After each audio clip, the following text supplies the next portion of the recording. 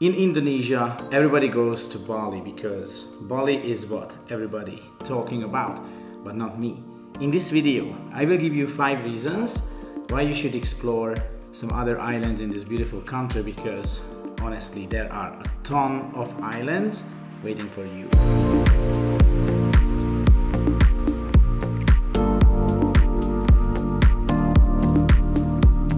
Hi, my name is Boris and welcome back to my channel, which is about tropical places that are awesome but mostly unknown. Alright, Bali is a great place, I don't deny that. I've been there a few times, the landscape is beautiful, the culture is super unique and interesting, it's comfortable, it's just a nice place. But the point of this video is that Indonesia is so much more than just Bali. If you only stick to Bali, you are missing out a lot. So in this video, I will give you 5 reasons why you should explore other parts of Indonesia. Number 1 is that Indonesia is literally a tropical paradise. Alright, I just say it. Indonesia has the nicest beaches in Southeast Asia. I know, it is a bold statement, considering that basically every year, Palawan in the Philippines tops the list of the most beautiful islands in the world. But I also know that the people who vote for these kind of things and the people who write these kind of articles have never been to Eastern Indonesia. That I am sure about. In Maluku province of Indonesia, you can find probably the longest sandbanks in the world. There are empty islands that could be in the Maldives. There are mountainous and rocky islands, just like the ones around El Nido, Palawan.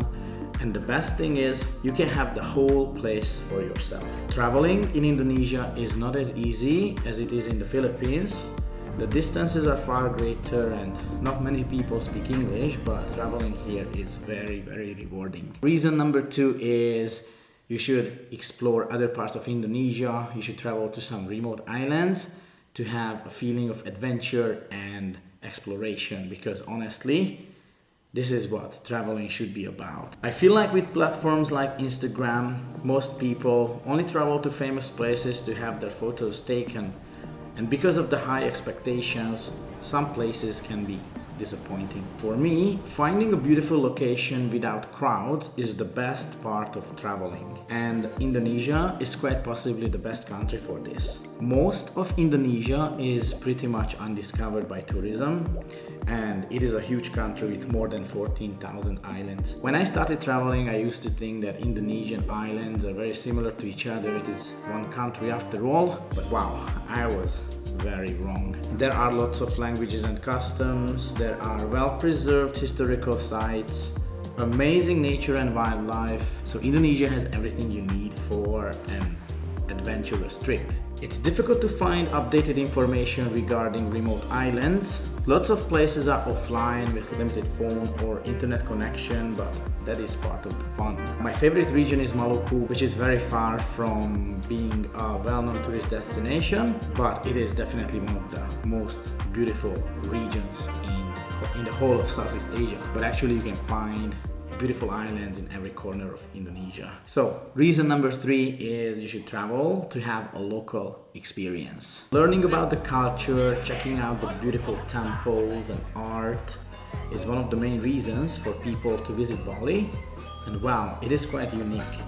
But other islands offer unique cultural experiences and architecture too. Indonesia is much more diverse than most people think. Probably the tribes in Papua offer the biggest culture shock when we think about the lifestyle of local people, but the towns and villages are pretty much different everywhere. If you go to some lesser visited islands in Indonesia, you can have simple but amazing meals with the freshest fish you can find. You can travel on huge cargo and passenger ships just like the locals. You can have a ton of amazing experiences. I would like to mention here that Indonesia is home to a wide variety of accommodation options, from luxury resorts to budget guest houses. Some islands have no commercial accommodation, so a few times I had to stay with some local families, which can be really, really eye-opening. By the way, the people in Indonesia are super friendly everywhere. Reason number 4 is you should travel to see things that you can't really see elsewhere, or not like how you can see them in Indonesia. So Let me elaborate on this one. So a lot of things that might be highlights on a trip in some other touristy places are normal in remote parts of Indonesia.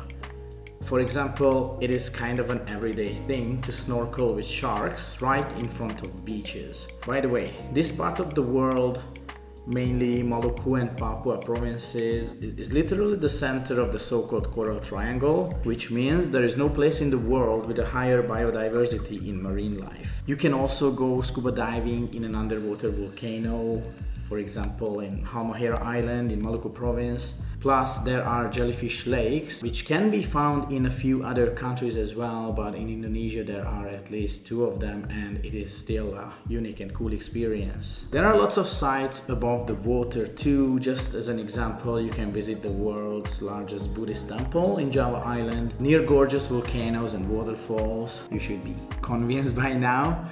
And yeah, I've had all these experiences that I mentioned just now, and I only scratched the surface of what this beautiful country has to offer. Alright, let's get to reason number 5, the last one for this video, because yeah, I think there are more, but number 5 is it is quite affordable. Alright, I'm not gonna lie, after COVID, flight prices went up a lot.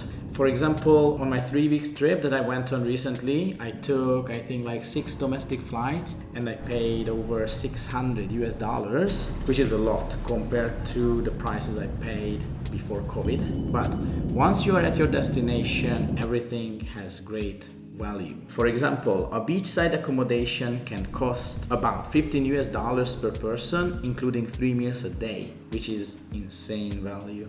Some places like Raja Ampat can be quite expensive, especially if you travel alone and you plan on going on boat trips and do like scuba diving, stuff like that. But Raja Ampat is a place that's worth its price. I will make more videos about details like costs, for example. Here I just want to conclude my thoughts by saying that the islands you can see here could be compared to any other beautiful island destination, and here you will pay less than, let's say, in the Maldives or in the South Pacific. Quick conclusion: if you're planning a trip to Indonesia, don't just stick to Bali. Bali is really unique, it's really beautiful, you definitely should go there and see, but yeah, go beyond Bali as well.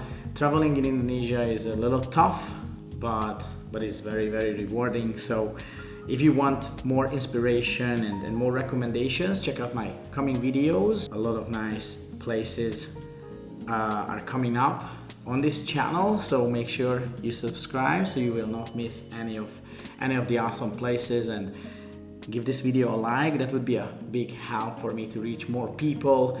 And yeah, I'm just going to wrap up this video. Thank you for your time. Have an awesome day, and see you in the next video.